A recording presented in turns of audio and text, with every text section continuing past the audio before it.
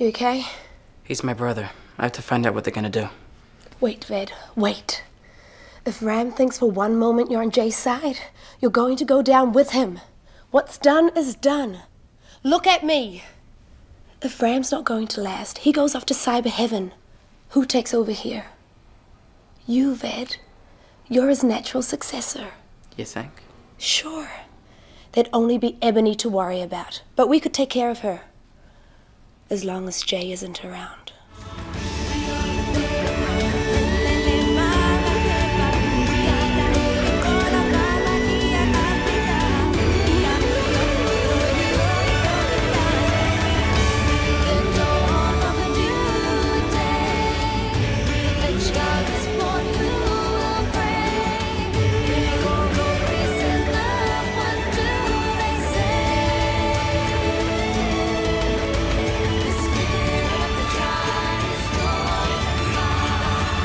So welcome to Series 4, Episode 43 of Conversation on Eagle Mountain, a podcast about the tribe. I'm your host Lance, and joining the podcast panel today is Liz. Hello. Sabine. Hi. And Tamsin. Hello. With episode notes done by Matt and myself. So Series 4, Episode 43. The screenplay was done by Tony Osborne. It was directed by Costa Boats. And the episode synopsis was read out by Sabine. A thief in our midst has the Mallrats on edge as they desperately wait for news about Jay and Patch. Ebony's loyalty is tested, and Ram finds a way to kill two birds with one stone. So I'm going to surprise everyone and tell you that I enjoyed this episode. Oh, wow. No, you're not alone. I watched it and I thought, you know what? Comparatively, this wasn't that bad. Yeah. It really wasn't. Interesting. I thought there was some good bits on it, but Yeah. It was suddenly like character beats and consequences and things happening. I was like, oh, yeah. Welcome back, Tony. Yeah, such an improvement. Yep.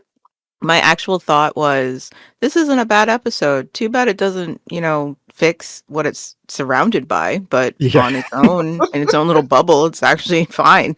And I was like, and I could hear Tamsin's voice in my head, and I go, yes, I know the bar is in hell, but it's not bad.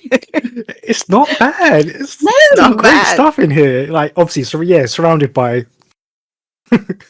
It can't save anything, but it's okay on its own. But is that even a little bit more disappointing? Because you do feel like, I wish we'd had more of this earlier on. Yeah. That's how I thought. Mm-hmm. I felt like, as Lance had said, there's some good character beats, and you're like, wow, too bad they don't really matter because, the characters are so inconsistent from one episode to another. And so I did feel that way. Like, oh, that's a shame because this is actually pretty decent. And it makes me wish, like, there were some moments where a character would be a certain way in the episode, and I feel like, gee, I wish you'd been like this the whole time. I might actually care about your story. But here we are, episode 43, and the wheels are just turning. I guess it's an improvement on season 3, because season 3 had a lot of plot in the beginning. Then when we got to episode 43, the wheels were spinning. Now they've obviously thought, well, let's get to episode 43 and actually do some plot. We've not done anything, and we'll start doing some character stuff now. We'll switch it. It is weird comparing the two because, you're right. Season 3, was a mess, the back end. But season 4, because the characters change every single episode, and nothing's matters. It's like, pick your poison kind of things. Like, I don't know. I would say season 3 is more character driven, and so like you can almost forgive the messy plot and how crazy it gets and how it's just like, oh, okay, geez, this is a hot mess. But it is at least character driven, even towards even in the end. Everything everyone does is based on who they are, what they feel, what motivates them. And I'd say the difference here is that this isn't character driven, but at least something's happening, and it's so simplified. It's at least concise in this episode, and it's not the characters driving the plot, but there is something happening at least. And because it's so simple, it's like, okay, I Yeah, I get what you're saying. yes, thank you. I'm like, I ran out of words. Yeah, no, I get what you're saying. Yeah. And I think it goes back to what we said before, which is with this series in particular, cause and effect. There's been lots of things that have happened, but the effect has been negligible, let's say. And now we are seeing things. Something happens, and then there's fallout. And yeah, things make a bit more sense because we've got, for instance, Celine saying, "Oh, we've got to make a decision. Do we stay or do we go?" That's the bits exactly I liked in this episode. Yeah. But yeah. And it felt a bit like in series 1 when you would have this. So like when Ebony escaped and they kind of have to make decisions around that, and they're worried about when the other shoe's going to drop. And yeah, so it's that cause and effect thing. When you're telling a story, if something happens, then something else will obviously. It's like fork in the road. If you go in one direction, you've got to choose, and then it will spiral out into something else. It makes logical sense. Yeah, I get you. Yeah.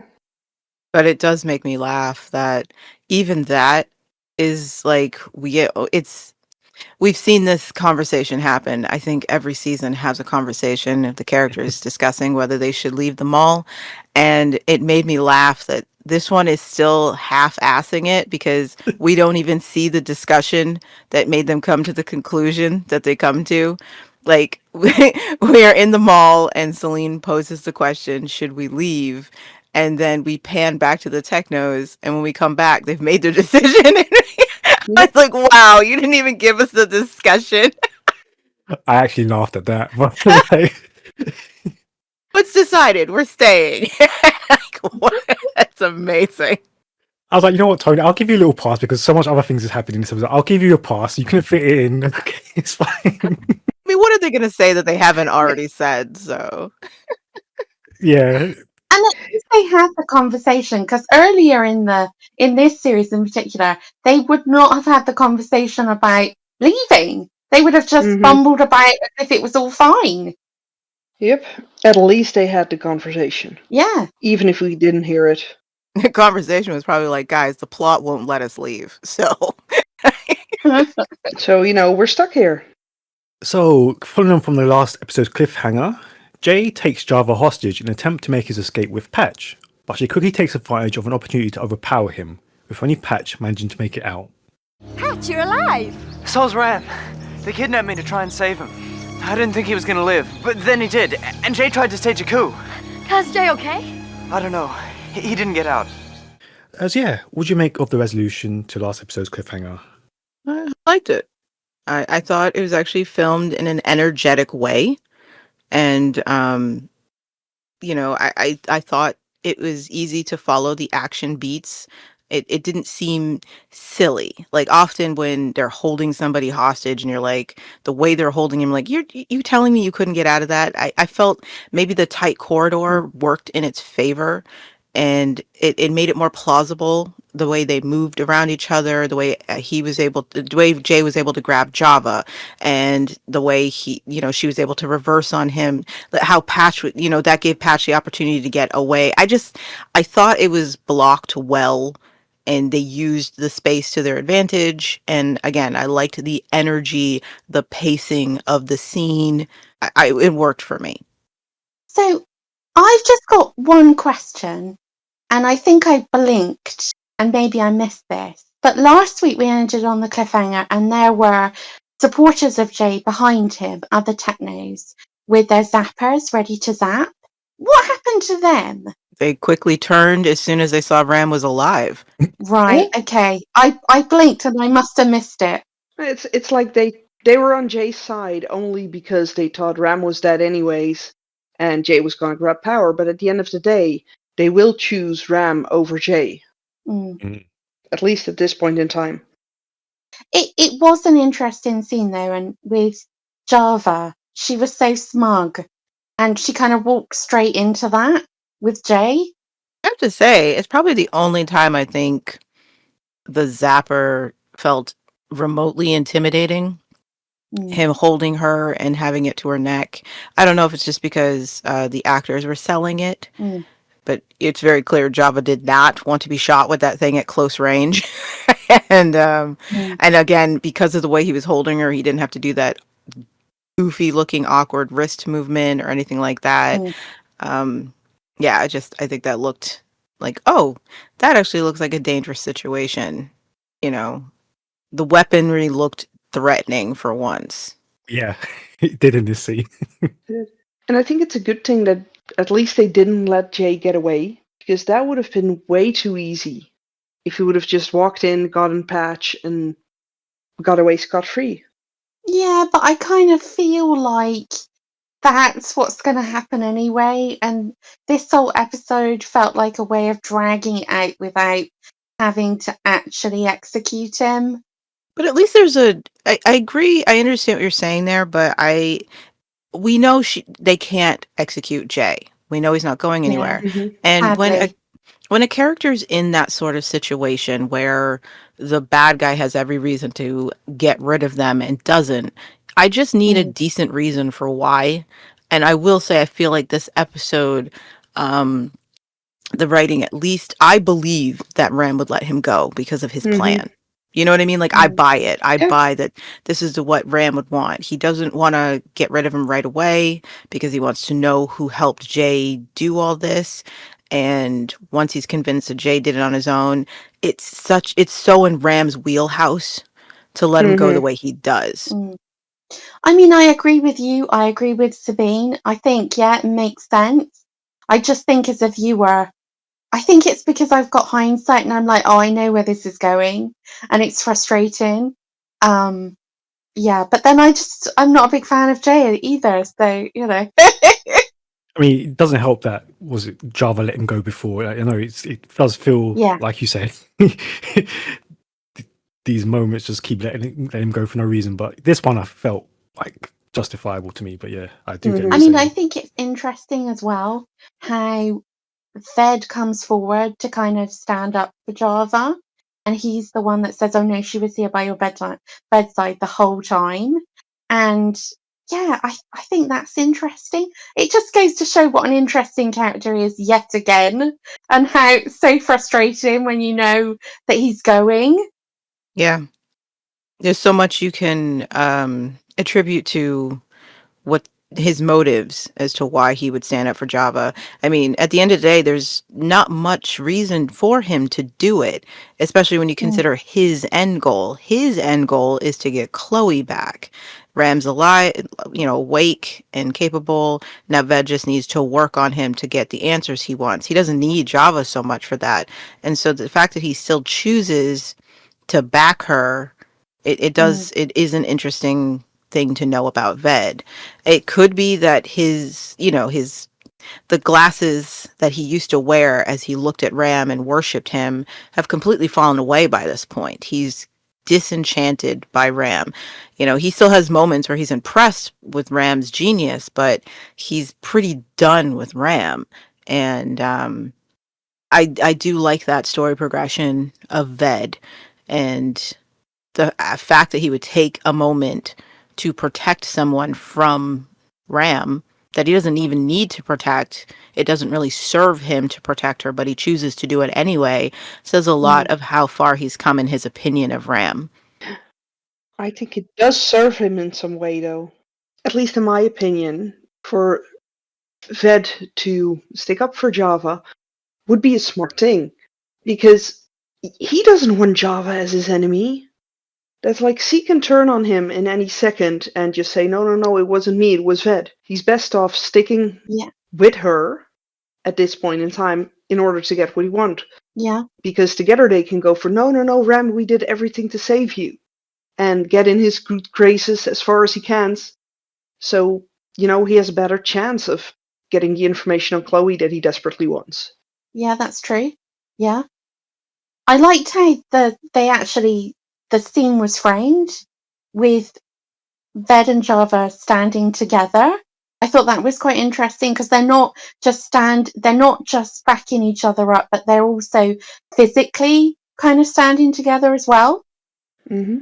Oh, I was just going to say, I think it's interesting that Ram automatically thinks that Jay coming out of the woodwork was a response to someone inside the Technos having kind of told him all this stuff. But we see the Technos drinking at the bars, they're going into the city.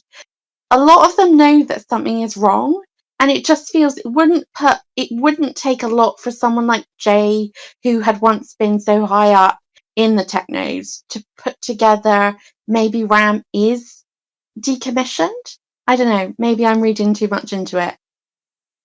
Jay? Jay and putting things together is Jay? not something Yeah. that happens. That's not what I would say.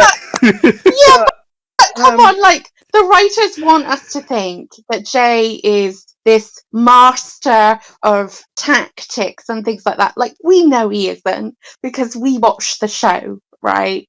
But they make it as if he is. Like, he's some great general who's done, like, the invasion of the city and things like that. And we know that he basically doesn't do anything until about 12 o'clock in the afternoon. And then he'll do one thing and that'll be quite badly done. yeah, but at this point in time, there weren't a lot of people within the Technos who knew how serious Ram's condition was. Yeah, that's true. That's like Java tried to keep it as secretive as he could, and eventually that ended up with Ved helping her. Mm. But outside of that, yeah, Mega knew something was up, but not a lot of them knew or actually knew.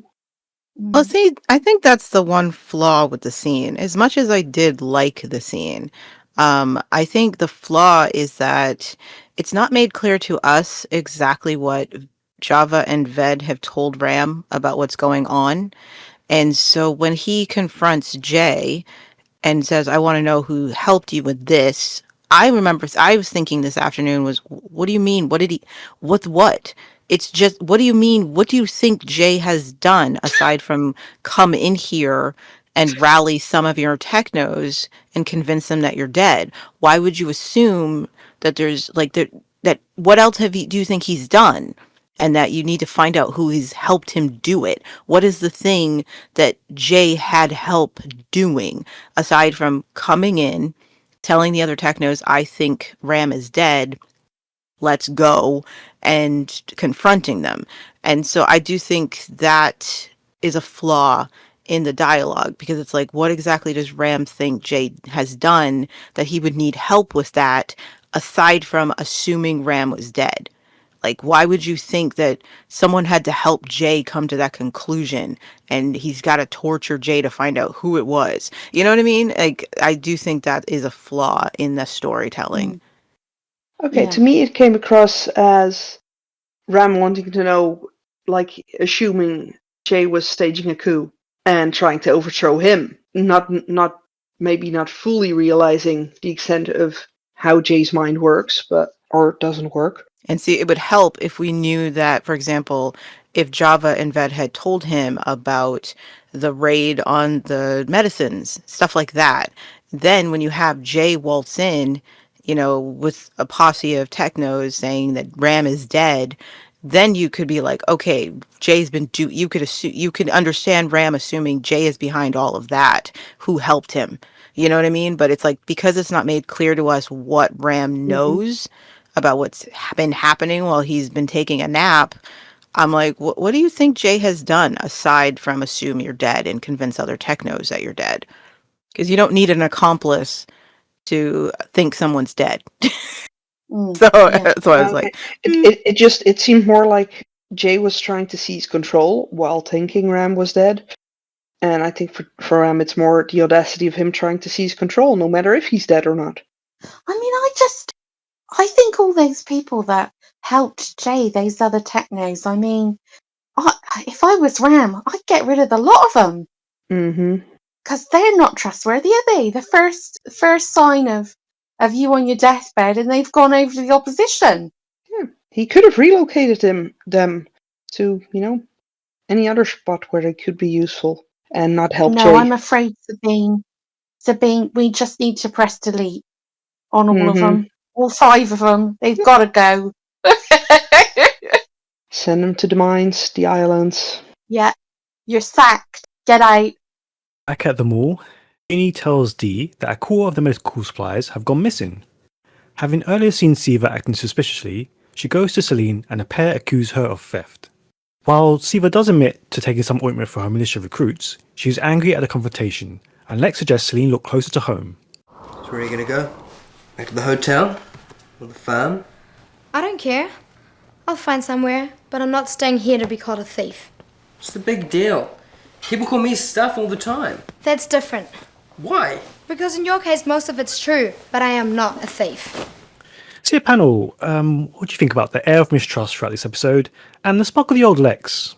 So there is so much I actually enjoyed in these scenes because I think that it reopens something that's been going on for quite a long time, which is who Siva is, her place in the mall, and the fact that we don't really vote on Mallrats anymore, and how they kind of use that against her all the time, that Lex brought her here, there was no decision taken.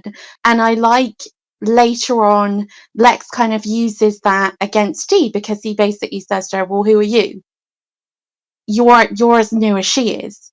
And so I really like that part of the scene. And like you say, there's so much distrust towards Siva, which is kind of understandable. But at this point, she hasn't done anything that would lead them to believe that A, she's a spy, or B, she's not on the level with this. I mean, she has been living with Lex in that grotty little room for what feels like months, what must have been months.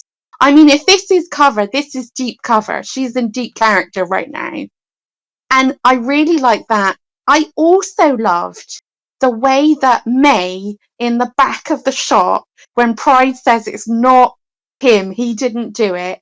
I love her sarky, the look on her face, the smile. She can barely contain her glee as she watches him lie to Celine's face. It's just brilliant. I loved it. It's so funny. Yeah. Yeah, and for once it's not her getting accused. It's like she must have been happy about that the thoughts were immediately, oh, something went missing. Must have been Pride. Out of these two addicts, must be Pride.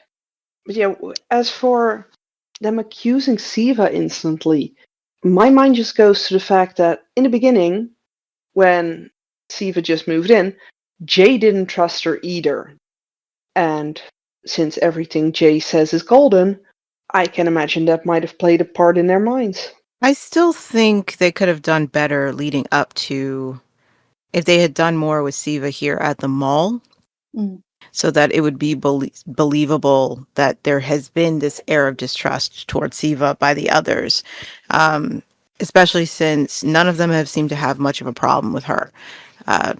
For the most part, and it doesn't help that Siva's behavior has been so non-suspect this entire time.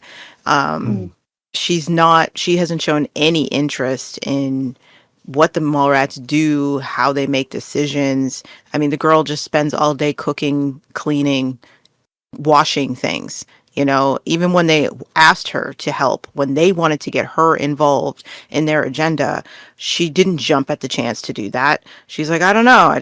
I kind of like this domestic life where it's just me and my man. I've never had that before, and so I just don't think they've built up to Dee being so quick to be like, oh, Siva's the one who's not trustworthy around here. It felt a little like, okay, so you guys, you're all quick to believe this about her. I don't think you did a good job in showing that that's how you've all felt about her in the past, that you've been this whole time just tolerating her presence. And I don't think there's anything in her behavior that justifies this jump to, it's her. She's the untrustworthy one. She's the one who's been caught out lying or something. And I mean, I understand, Celine wanting to believe that. I mean, she immediately thought it was Mouse when her jewelry first went missing. And I even understand Dee in a way that her headspace, she's not thinking straight. She's worried about Patch. She's exhausted. She hasn't been sleeping. She's just been working in the hospital wing, and she's already irritated. But I just don't think they did a good enough job to set up the Mallrats to be so quick to think that about Siva, given how the story has been progressing Siva at the mall and how everyone's been treating her at the mall. I think that could have used a little work. It's great in this episode, but when you think of the episodes that led up to it, I'm like, that feels like it came out of nowhere, that she's your first suspect, given that all of you are drop-in refuge, and so that could have used a little work, I think, to prepare us for this. It could have been so simple, It's like, at the end of the day, she is one of Ebony's sisters. She was a techno. She's a sister to, the most untrustworthy person they know. They could have at least played with that. I wonder if it's also a bit of hangover from when Dee was interested in Lex and she was a bit jealous of Siva.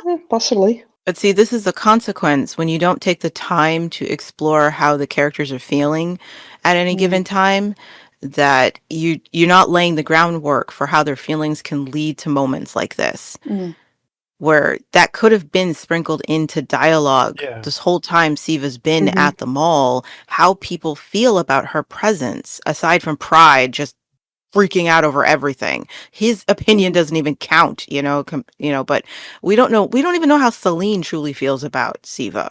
You know what I mean? Like, there's just no dialogue about how these characters truly feel about anything, how they're truly reacting internally to all of this stimuli, all of these things happening around them. They talk about action, they talk about the plot, but they don't really talk about their feelings. So when a moment like this comes out, and Dee jumps at the chance to accuse Siva of stealing, and it's not just because she saw her take something from the medical surprise.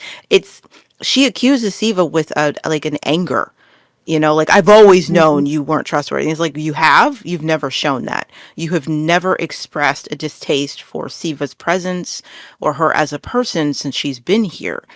But if they had, expressed what Dee feels, how she feels about the situation, living in the mall, how she feels about the people in the mall, we wouldn't be surprised. We would have seen this coming. We'd be like, oh yeah, we know that Dee doesn't like her, or we know she has lingering jealousy, or whatever. But because they never take the time to explore any of these characters as people, moments like this don't hit the way they should. It would be much more poignant if we already knew that both Dee and Celine have these feelings of distrust towards Siva, and they're just trying to deal with it. Even if Celine had at some point expressed she doesn't really trust Siva, she's not comfortable with her being there, but she has pity for her or something, and that's why she's taken her in. Even maybe compare it to herself. There was a time that she could be like, I wasn't trustworthy once upon a time. I have stolen from my tribe. I have lied, and I was given chances, and I want to give this girl a chance despite her past. Anything, so that when this moment comes and Siva is unfairly accused of stealing, we'd at least understand why Celine and Dee feel this way, why Lex is the only one who stands up for Siva, but we don't know how any of these people feel about anything, really. And so it's like, where the frick did that come from, Dee? Why do you hate Siva today? Yeah. I freaking loved Lex coming in, backing up Siva. Yeah. Just felt like the old Lex. Like, nobody speaks to my girl that way. I will, but nobody else will dare do that. That's Lex. And I was like, yeah, welcome back. Finally. Yeah, I did like that too. Did anyone else think that Lex, I know he said about her being a thief, I wouldn't care even if you were, but did anyone else think, is that because, not just because obviously she's your girlfriend, but since KC's been gone, you've had a vacancy for a pickpocket? Yep. Again, that could have been a great moment if we knew how Lex felt about anything, really. I did like him telling her that, though. It felt so on brand for old Lex. Somebody Yeah. who knows what it's like to walk the shady side, and he doesn't have this like straight arrow moral compass. You know what I mean? And for him to say, and it was actually kind of romantic in a weird way Mhm. for him. He's basically saying, I accept you. You don't have to be perfect. And again, Mm. this would work so well if we explored his distaste for her domesticity, and that what he liked about her is that she was a little gray and a little Yeah. dirty. You know what I mean? But because Mhm. we miss out on all Well, of that.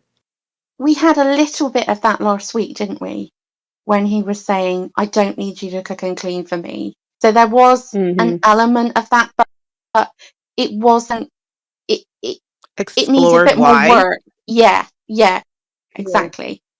It's like, why don't you need her to do those things for you? What is it? Why does that trigger you? Is it because Yeah, it reminds you of something from the past? Is it because that's not the side of her you wanted? Like, yeah, why? yeah. And so it's like it's kind of romantic, him saying, even if you were a thief, I wouldn't have a problem with it. Um, so it's like this episode is full of moments that you're like, I just wish they were in a better story, you know? Mhm. Yeah.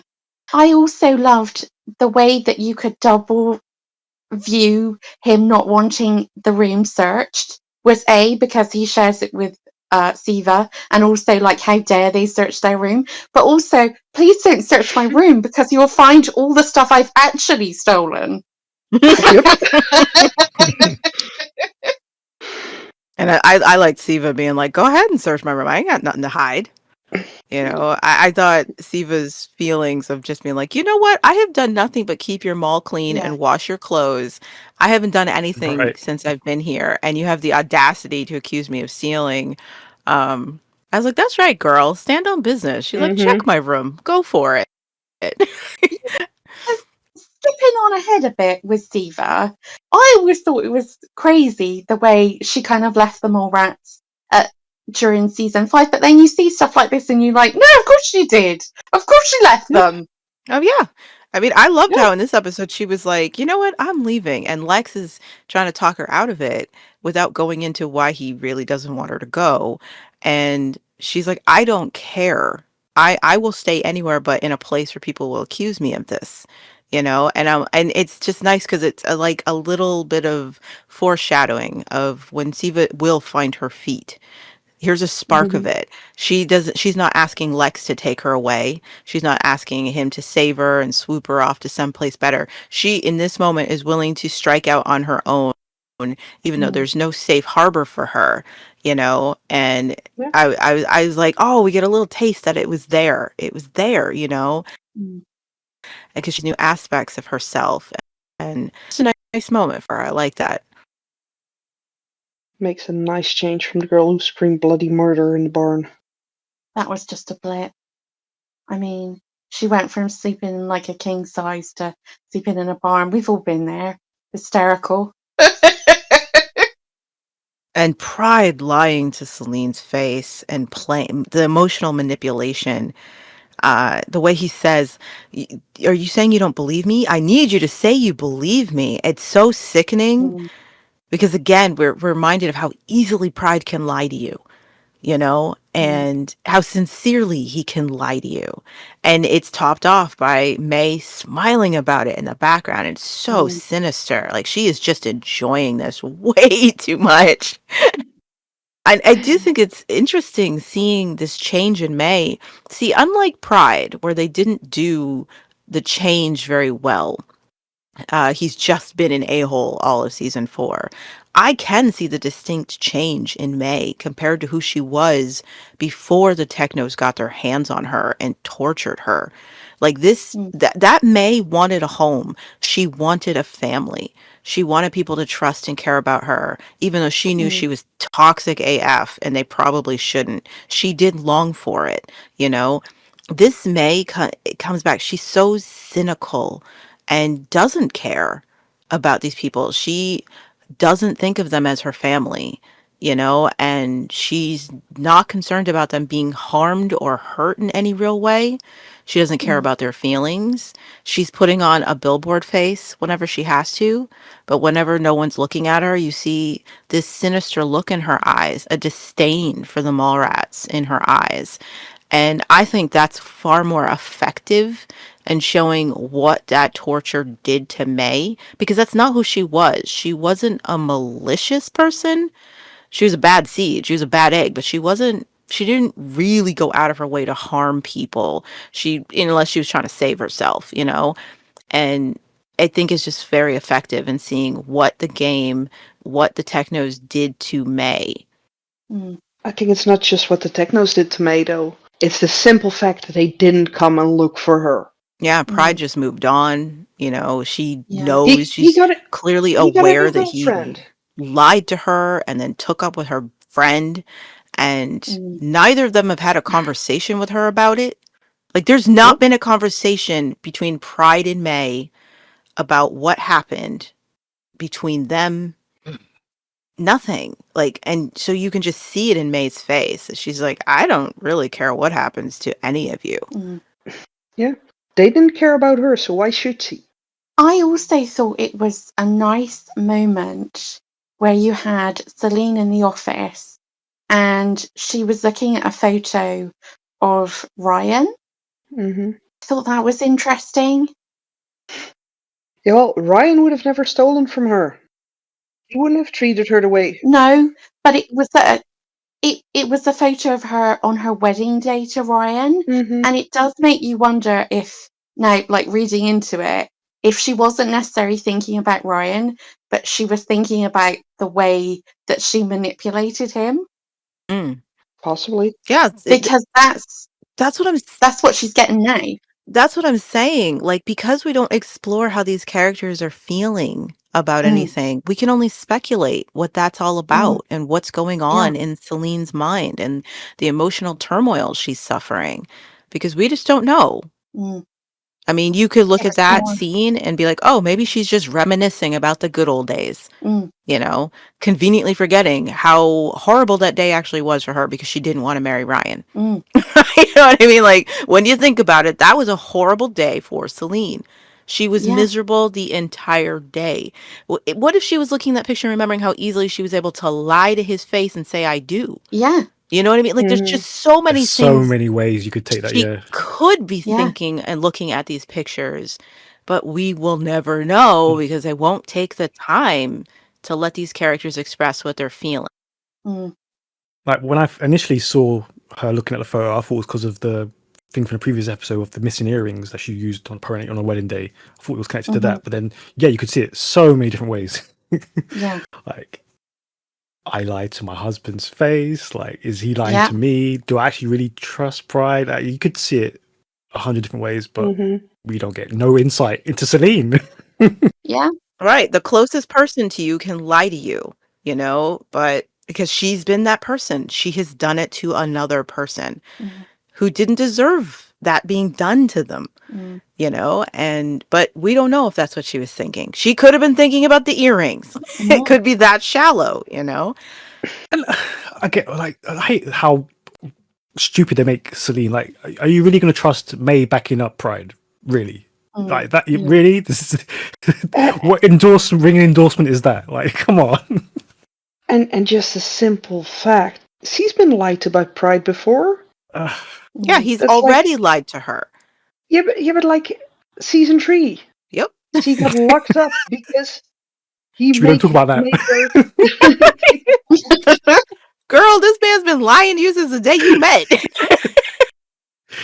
Yeah, again, I will say I do like that despite him using that emotional manipulation on her, she doesn't say, I trust you. Like, notice that that's not what comes out of her mouth. She doesn't say anything. I do think that's actually kind of an important character beat. She doesn't say it. She doesn't allow herself to be emotionally manipulated into saying what he wants to hear to protect his feelings.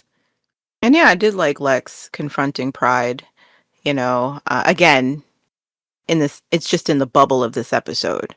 And it did feel like a touch of the old Lex. I mean, Caleb feels more awake in this episode. Like he likes what he's doing, what he has to say, how he has to perform, and is really putting his all into it. And I still think everyone's being too nice to Pride, and the narrative is trying so hard to make it not his fault. And I'm like, nah, this is just him. The game may have made it worse, but this is just him. But yeah, I did like him setting him straight about it. With Java adamant that Ebony must have been working with Jay, Ebony is arrested on her return to the hotel. She acts relieved at Ram's return and he is soothed, blaming himself for letting her get too close when she was ill, but tests her by giving her responsibility for Jay's interrogation. He was helped. I know he was. I need names, Ebony. You'll conduct this interrogation. What? I said shut up. Which she plays up for the camera and her watching husband. So yeah, what'd you make of Ebony's show? I like it. It was a nice touch of the Ebony we know, playing along. And I even thought it was a cute moment when she's in the room. And because her back is to the camera, she mouths, "I'm sorry." And it felt like an Ebony thing to do. She went all in on the torture. Like, I believe she did it, you know, and she doesn't want to, but it has to be done. And I did like that moment of understanding between she and Jay. You know, she's letting him know, I'm not betraying you, but I've got to do this, you know, and he got that, you know, and he's like, okay, this is gonna freaking hurt. Do what you gotta do, you know. And so I did like that moment of solidarity between the two of them. I like how she played Ram. I do think it's interesting. Like, I wonder what it is, like, of the wives, why does he disdain Java so much? You know, like, even after hearing that Java stayed by his side and tried to keep him alive and fought to keep him alive, he's still being such a douche to her. I'm like, what is it about Java that you don't like? And then Ebony just comes in simpering and She's too easy. She says yes. yeah, maybe that's it. He never had to fight for her. I think that's what it is. She's so available. She's so desperate. Yeah. You know. I mean, I really liked the fact that for Ebony, it's a really difficult situation. And we've never really seen her in a situation like this before. Because, like, she was in love with Bray, but Bray was not in love with her. And the first time she has somebody who reciprocates the feelings that she has, and she has to keep herself safe, there's little she can actually do for him. And it's interesting, like you say, the way she plays the scene with the "I'm so sorry" mouthing, and she feels bad, you can tell, but she also needs to keep herself alive. It's interesting you mentioned that, actually, because it did remind me of the moment when she was torturing Brave way back in season one, trying not to go too hard because she obviously wants to keep him alive and follow him back to the mall. It's like, it's interesting. That's all I want to say. It's interesting. Interesting. And it says something. She doesn't actually want to hurt Jay. And we see what drives her to do it. She has to keep herself alive. And this is a dangerous situation. If Ram has any inkling, what she suspects he does, because why else would he put her in the room with Jay? It's not like he doesn't know about them. And Ebony is aware of all of this. She knows she's got to toe this line. She's got to play it so carefully. But she doesn't want to hurt Jay. But you could argue she wanted Bray to be hurt. Not killed or anything like that, but she wanted him punished because he ran off, like because they weren't together anymore. Often she did want Bray hurt sometimes because he didn't return her affections, because he didn't come crawling back to her. You know, she liked to hurt him emotionally. You know, it was just like interesting to see her difference in the way her treatment of someone who does reciprocate her feelings that she loves and someone who doesn't reciprocate those feelings. She put Bray through so much, claiming to love him. But think of all the torturous things she put him through emotionally and physically. You know, that was someone she loved. That was her first love. And the things she was willing to do to him, the people she was willing to hurt that she knew he cared about. And yet with Jay, he does reciprocate her love. And she wouldn't do those things to him. She doesn't do those things to him. And I also like the way that for once Jay played along. Yeah. I think they both knew though that if Ebony didn't do this, Ram's response would have been worse. Yeah. But it shows that, Both to her and to him. and it shows what he's prepared to go through to keep her safe. Yeah, it's one of the few moments where Yeah. Jay is protecting someone where it actually feels genuine. This is one of those few episodes, like his immediate get Patch out of there, at sacrifice of himself felt genuine. His taking this torture because it'll keep Ebony alive, because otherwise they're both just going down. And Jay already knows I'm already in trouble. I'm not taking her down with me. It's one of the few times where Jay is doing something heroic and it feels genuine. Yeah. Mm-hmm. Yeah. And even with the Patch thing, you could read that as an Ebony. He's trying to tip Ebony off, because where's Patch going to go? He's going to go to the mall. They're going to tell Ebony's going to find out, and she will be some way pre-warned. So it's not just, you could read it in two ways again. It's not just about saving Patch. It's also about saving Ebony. And himself. Yeah, well, I mean, I don't know about that, because as far as Jay's concerned, this is the end of the road for him. Because there are other scenes that'll come up later season and where Jay does something heroic for someone, but it doesn't feel sincere. It just feels like the narrative trying to shove it down our throats that Jay's really not a selfish a-hole. You know what I mean? But here it felt real, I mean, does anyone think that Jay thinks that he's gonna get out of that room? No, I don't think so. I don't think he let Patch go in order to hopefully warn the others and maybe they could save him. Yeah. I think he is resigned to, I'm in this mess. I don't want anyone else to be in this mess with me. Yeah, that's what I thought.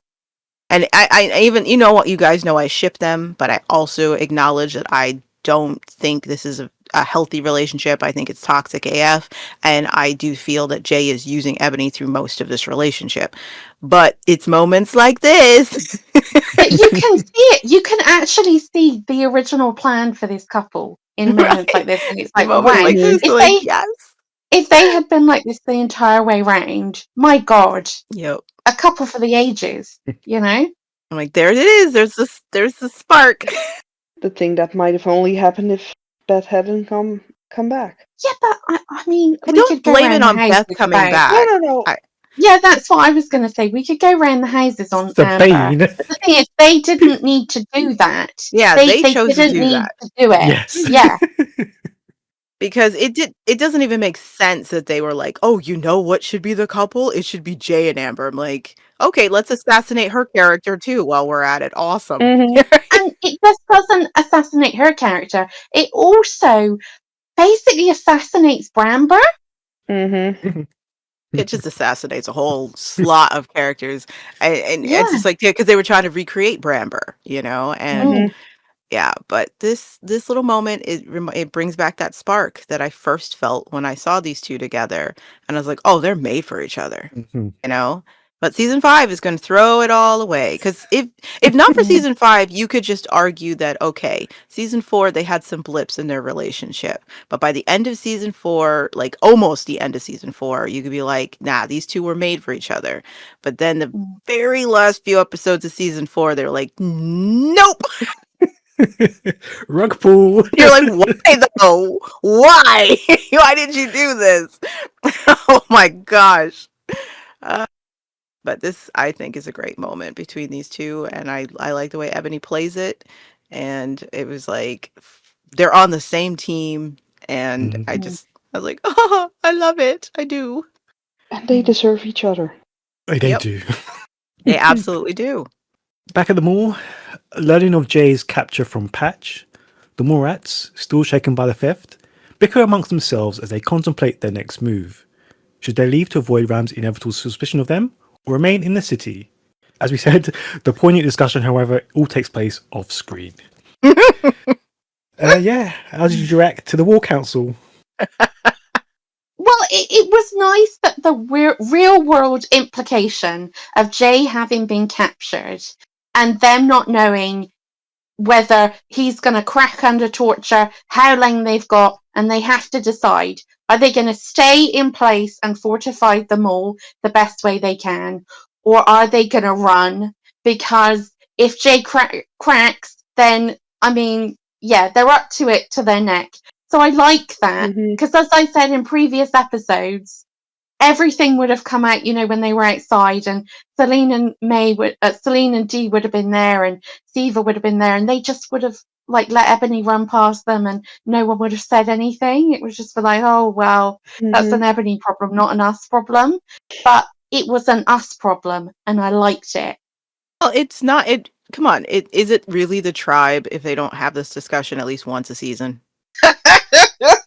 Yeah, but with the rate this season was going, we can appreciate the fact that they actually remember that. It's funny that this is the time they finally decide to have the discussion, but I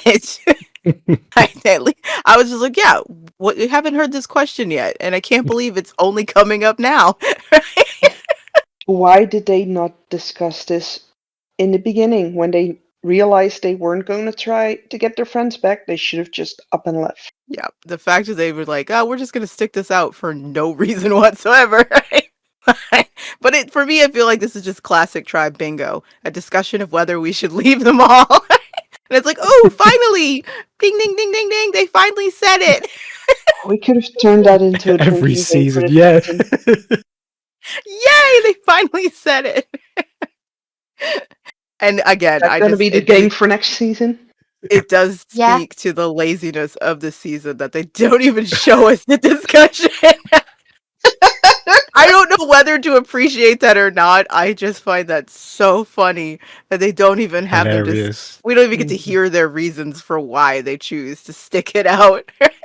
I mean, why? And honestly, at this point, why would they even argue to leave the mall? I mean, you guys have been willing to stay in the city through this entire occupation. When you know that you have 2 friends in the ecos you could have gone to.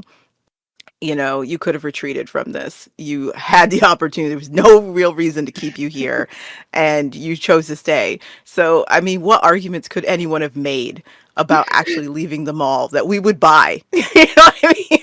We have running water now. We have a washing machine. I would love it if it was like, look, we're comfortable. We stayed here when the Chosen were living here. Why would we leave now? I mean, we've stayed here when there's been an invading tribe that has disappeared quite a few of our tribe mates, but also continued to disappear people. But we're just going to stay. We're just going to stay because clearly, these technos don't want us. So we're safe. Remember, Celine's a city leader who doesn't lead anybody except for the Mallrats. When was the last time you saw her do a city leader thing? Well, she sat in her office and looked at pictures of her ex-husband. Does that count?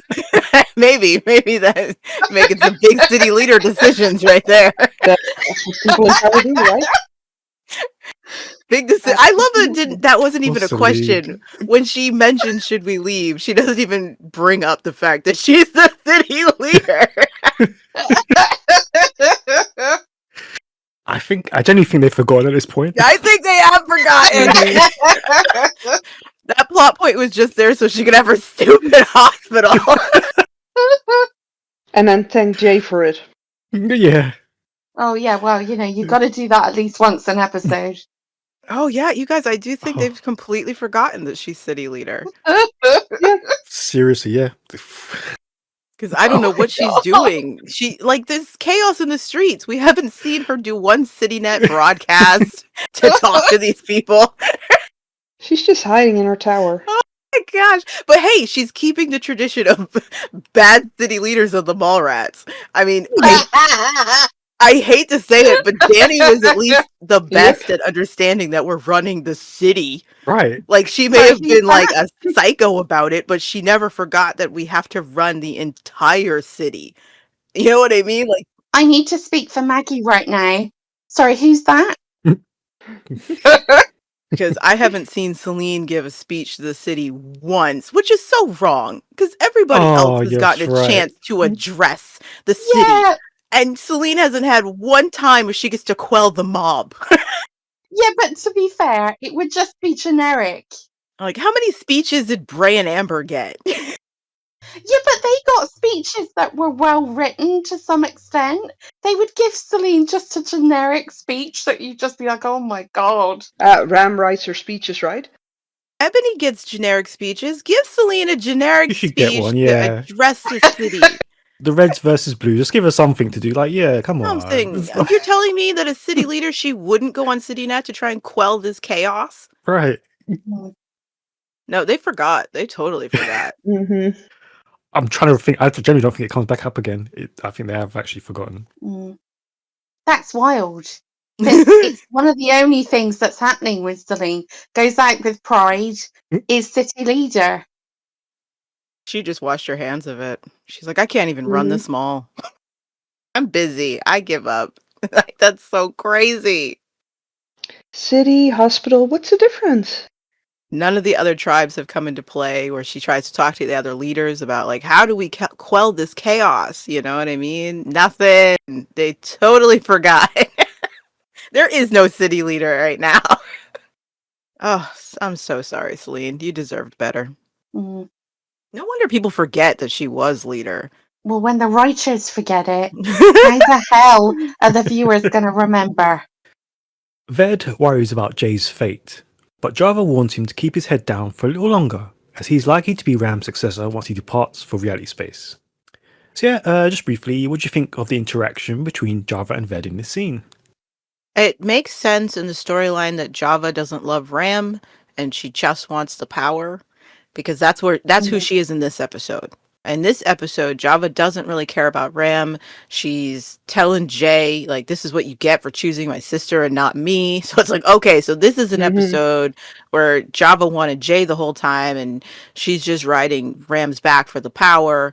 And she's talking to, Ved about what's going to happen if he goes off. She's clearly not planning on going with him. I would have loved to hear if Ved had told her, you do know he plans on taking us with him. You know that? Well, she should know that because she was in that she was monitoring the video, wasn't she? So she should know this.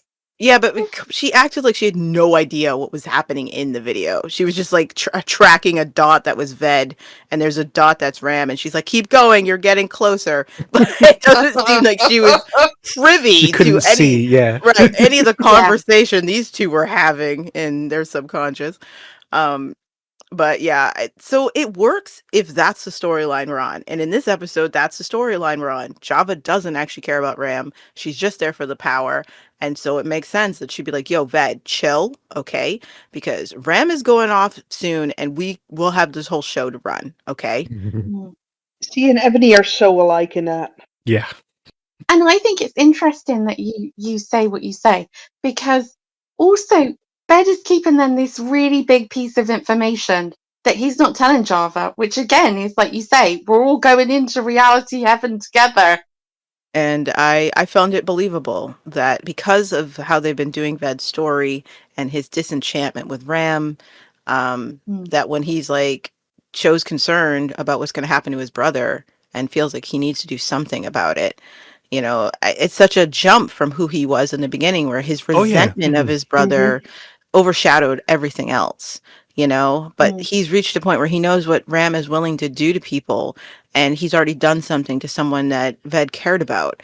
And so he takes Ram as a threat far more seriously. He doesn't feel safe. And so I really do like that growth for him.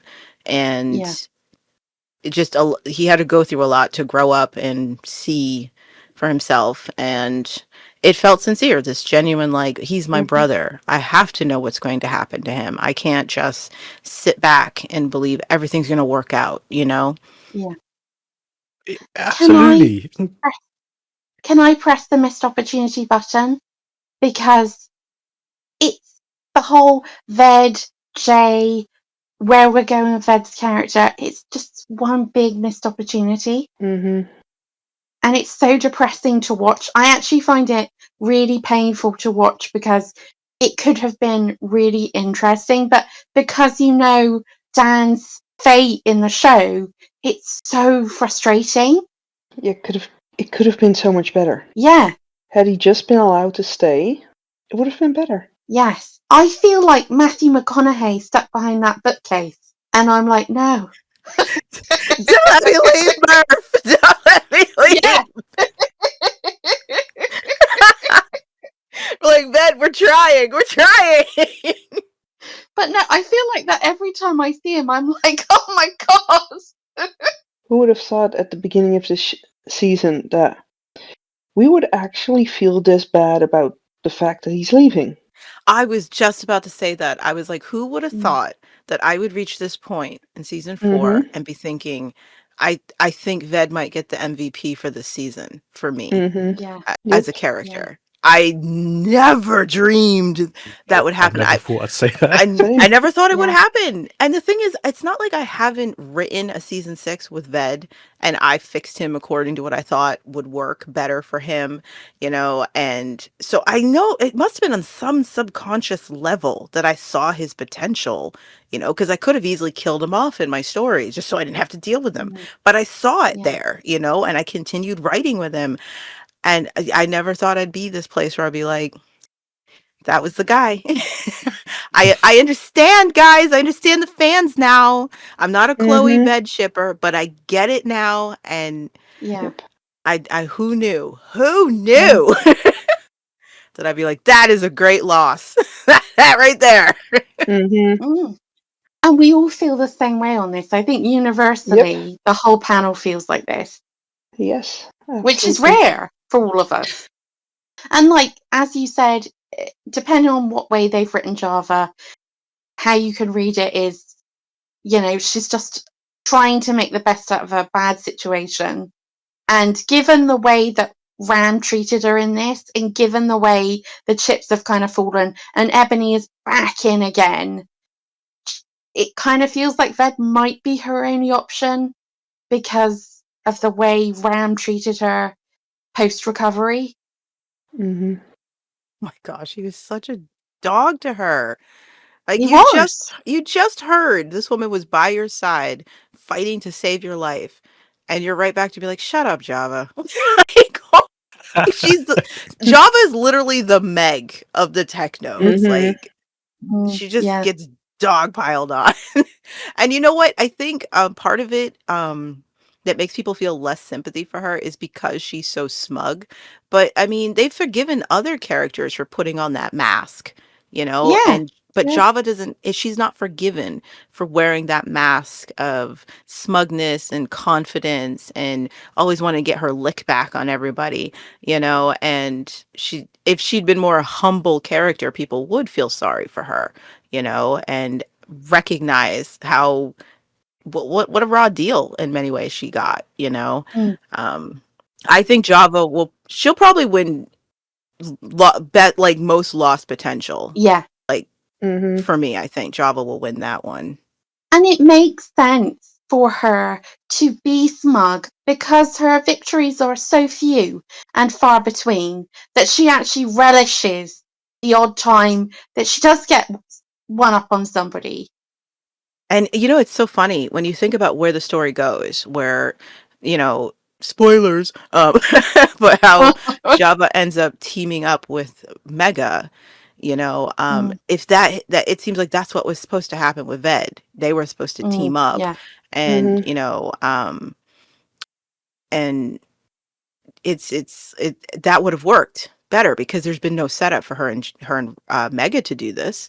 But Yeah. that's what will Yeah. happen in season 5. We'll find out they've been working together. And I just remember thinking this episode, I'm like, where is Mega, by the way? You introduced him in the weirdest, laziest way possible. And all of his stuff is going down. Where is he? He's going to be so important. Take this time to set Mm-hmm. him up, will you? It's not till he's going to walk into the mall and be like, hey, I got a plan to get rid of Ram. And Jay's going to be like, you guys should trust him. And it's going to be like, why though? Will you please explain to us who this guy is? Well, this is a crazy idea, but I'm just going to float it out there. I wonder if that was pickup material because they realised that they actually had shot all this stuff with Mega after Dan had gone and they'd done absolutely nothing to sort of establish who he was. So then they went and did Mm-hmm. these 2 isolated pickups and just slapped it in that episode. because all of it makes so much more sense if it was Ved. Yep. Yeah. And, I mean, it's more interesting if it's Ved, let's be honest. He's the one with the established relationship with Java and Ebony, Yeah. and yeah, it just he's the one with the brother that he's got a complicated relationship with. He's the one with all the Mm. motivation. Again, I wouldn't trade Mega. I love him, but Well, there is still room for Mega in the story, isn't there? It's just absolutely. where you've got the sympathy, you've got Mhm. Ved having sympathy. You could flip that around, and it's Mega who's in with the Technos, but he is sympathetic and has a friendship maybe with Jay, and that's how you could have pivoted it. Or Yeah. you could have still had the both of them. You could have had the both of them, Mm, and there being a power struggle within the technos between them. mm. Oh, there's Love just to so much see that it.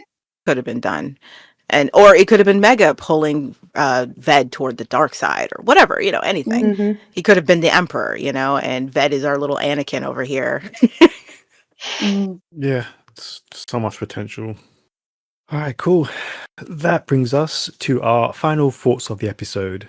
So, Ram launches a new free game to counter the unrest in the city, with players hunting a virtual Jay. He then later releases Jay from custody, and announces that the game has now become real. So, yeah, what do you make of Jay's punishment? I think this is the first truly interesting thing the technos have done with their technology. I actually love this, and it's probably my favorite thing the technos ever do. Interesting. Interesting. Because I felt the opposite way. I felt very much like, oh God, right, so he's just going to get away yet again, and it's a reason not because we can't get rid of Jay, so it's a way of not getting rid of him. And yeah, that's how I felt about it. So it's interesting you felt that way. I don't know, for me, it just felt like a stroke of genius on Ram's behalf. Because if he would get rid of Jay with the sympathy people have for him, that would make Jay a martyr. But sending Jay out and making him the enemy and having the city do his dirty work for him is so much smarter because then he won't be a martyr, then it will just be, okay, that's Jay. We fixed it. We killed him. But would he be a martyr? Because who actually knows about this apart from the Mallrats? You know how they are, bloody Mallrats. Hmm. They would have. Ebony might have. This is the thing. Does the sea even know of Jay? Like, why would they even Yeah. care about him? You know what I mean? Like, he's got no connections. He's not made relations. Like, that's where it falls flat. I also think it's a bit strange that they keep him in his techno uniform because we know that there are pockets in the city. We've met these kids who still don't trust the technos, don't want to use the technology, Right. and they've kept this guy in his techno uniform. And it's essentially a signal to say that not everything is great in the state of Denmark, i.e., the technos, Yeah. because we're throwing one of our own out and we're just going to allow you to do whatever you want with them. Like, that's a really bad message to Here's a send. techno target. Yeah. What Yeah. what kind of messaging is this? Tell you why I like it. Every season we get a bad guy, okay?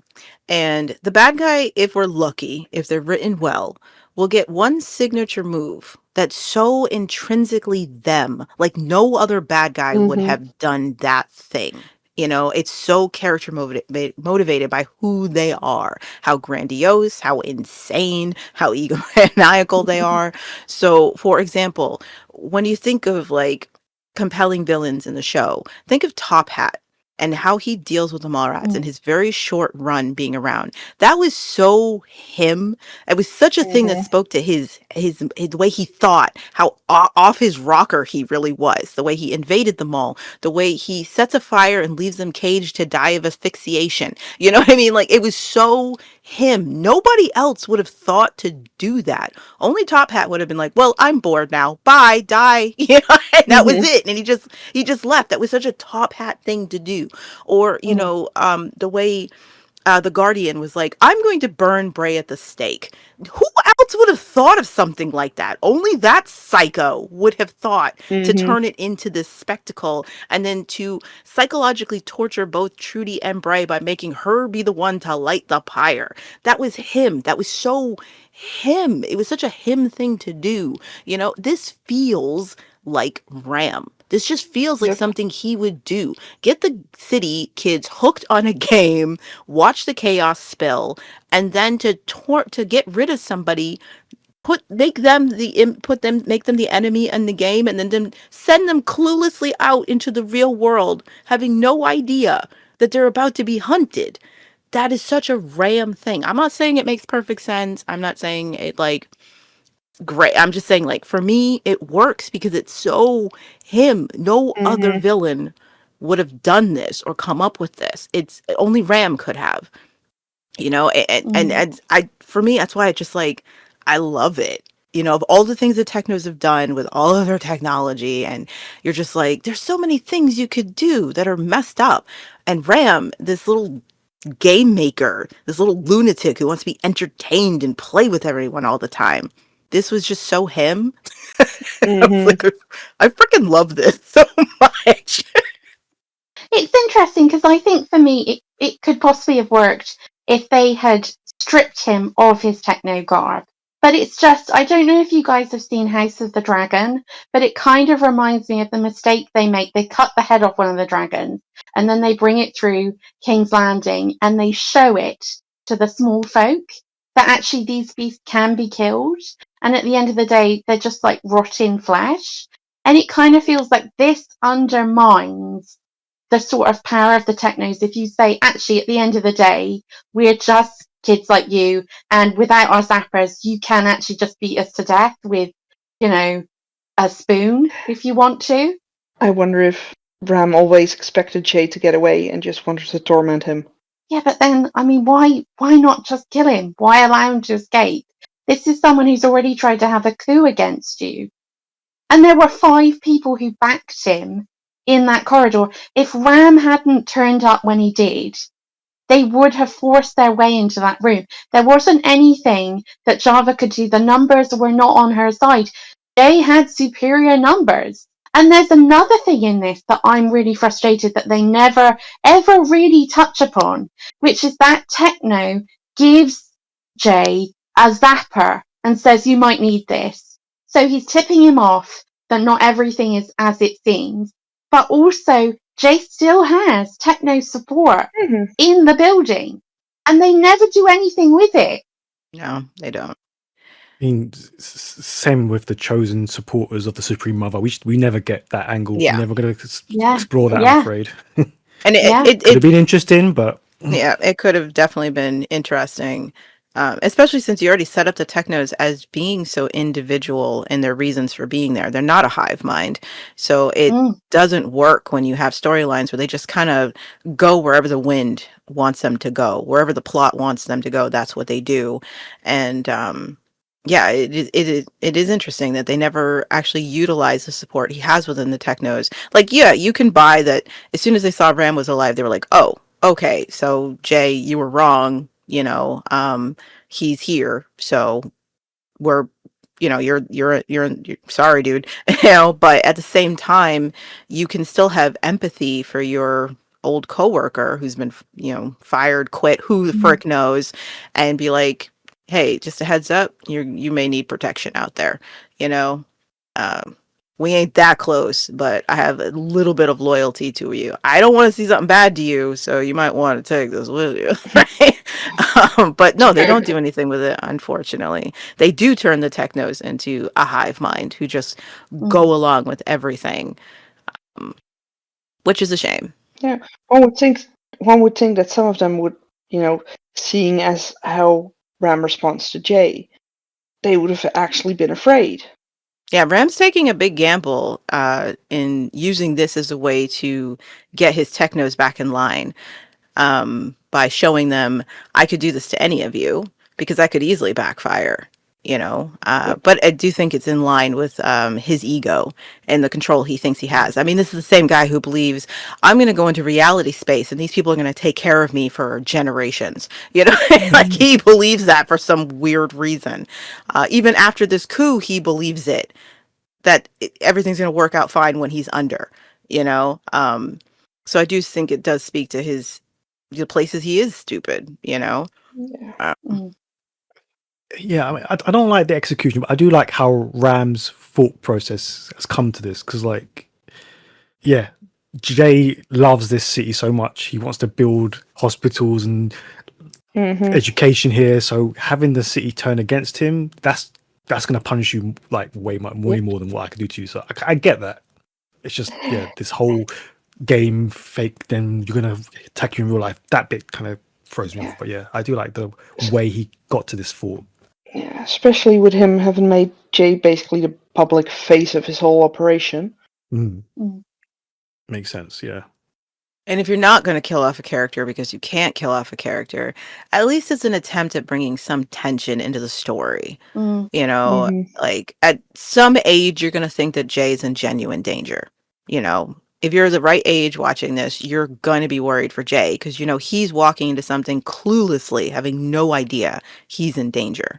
Everyone around him knows he's in danger. He's the only one who doesn't know and won't have his guard up until it's too late, you know? And so a certain age group would definitely have been scared for him. So at least it does leave you with some lingering tension at the end of the episode. Jay is unknowingly walking into an ambush, only the ambush is the entire city of crazy kids. Including Pride. Including Pride. You could argue Pride is the most crazy of the crazy kids. I love how Pride didn't hesitate to go on the hunt. Oh, God. It just gets worse every week. You think he's reached the peak, but no, there's more. Like, what time did they even get to go run into the game? Like, obviously, there's no headsets in the mall. Where did they both run to? I have no idea where they went to get to the game, but they wasted no time. No time at all. Like that. I totally thought as well, you know, when Mace and Sammy are watching it on the computer, I thought Celine destroyed that computer, or was it another computer? There are so many in the mall. Jack would have been so happy.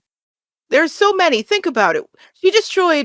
She destroyed one computer, but remember, that was 1 out of 3 that were being used at the same time. Yeah. I mean, I guess it does make sense that they do have computers, because at the time when, you know, the virus happened, like, the last thing you're going to steal is a computer when you don't have any electricity.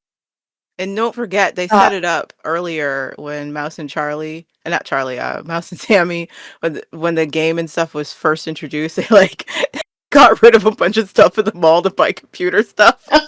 It's just like, I don't know how many computers are running around this mall, but there's a plethora, and Celine only thought to get rid of one in her rage. And I always found it hilarious that in the beginning, with the whole thing with Ellie, they confiscate Jack's computer. I didn't think about that. Yeah, I think that was just the same computer was back. No, the exact same was back. Yeah, but remember, in her captivity, she didn't use Jack's computer. They did at least put the effort into. She had to stay to smuggle in a laptop and stuff like that. I think they, you know, after all of that, when they brought back the same kind of computer that Jack had, they were just like, maybe people will think it was a popular type of computer at the time, and it was an easy one to find. So, but yeah, there's so many computers in the mall apparently, and Celine didn't think to get rid of all of them, despite having a junkie, 2 of them. There. I just think you got 2 junkies in this mall, and everyone's agreed to help Pride and May stay away, and no one's going to use the game, but you still have them around, and the kids are able to see the announcement for the free game, and Pride's eyes lit up like he was like, free crack. I'm gonna go fetch some water. I'll be back. Glitchy J was funny though. Yeah, I like Virtual J. Yeah, I like Virtual J. That's that Joker grin on his face was like, oh genuinely creepy. He's all glitching out. Oh my goodness. What about Pride? How robotic he was in the game. Yeah, that was odd. That was odd. I didn't get that directional choice. Yeah, I don't know what that was about. May's acting like her normal self when she's in the game, but not Pride. I was like, okay, I will kill you. Like, what's going on? Odd, yeah. I don't get it. Would have been funny if that was one of the headsets that Celine attempted to destroy.